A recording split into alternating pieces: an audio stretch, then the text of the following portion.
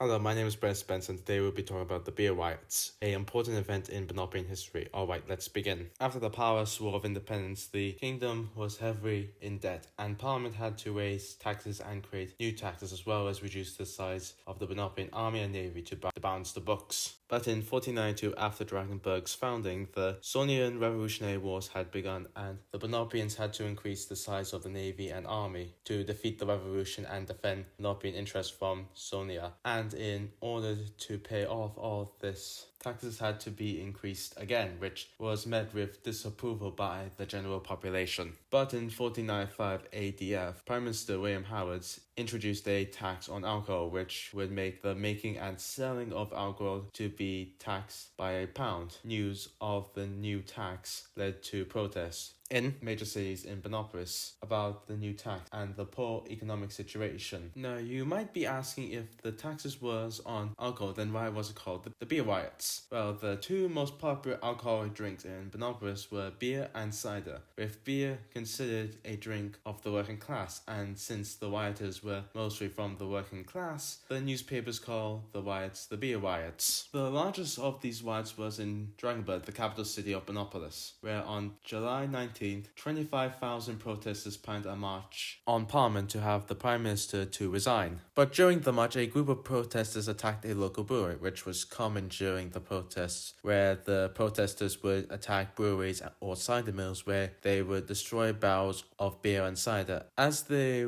were destroying the barrels of beer, a company of Drakenberg fencibles tried to stop them, but a fight broke out and the protesters repelled the fencibles, and the protesters turned into a riot, and the rioters burned down the brewery, and the rioters started to loot and burn down buildings. As the riot continued, 8,000 rioters, reportedly led by John Atkin, attacked the palace but were repelled by the Benopian guard when they tried to climb the fence, and were driven out of the area by the household cavalry. The rest of the rioters continued on their march on Parliament, but were stopped and repelled by the 1st Royal Dragonshire Foot and the rest of the Dragonberg fencibles. It would take them 3 days to restore order in the city. In Constantinopolis, on July 20th, 18,000 rioters attacked, looted, and burned local breweries and cider mills, and the Constantinopolis fencibles tried to stop them but were repelled, and the rioters continued their looting and burning into other parts of the city. But they were finally stopped when the 5th Constantia Foot, and order was restored when the 29th Dragoons arrived the next day. In Carlon, on July 19th, 10,000 protesters led by a local brewer named Alexander Howard led a protest against the alcohol tax, but when the protesters asked the soldiers from the Carlon fencibles to move a bit due to the lack of space, but when the soldiers refused, and after a heated argument broke out which led to a fight, and then a riot broke out, but the fencibles restored order the next day.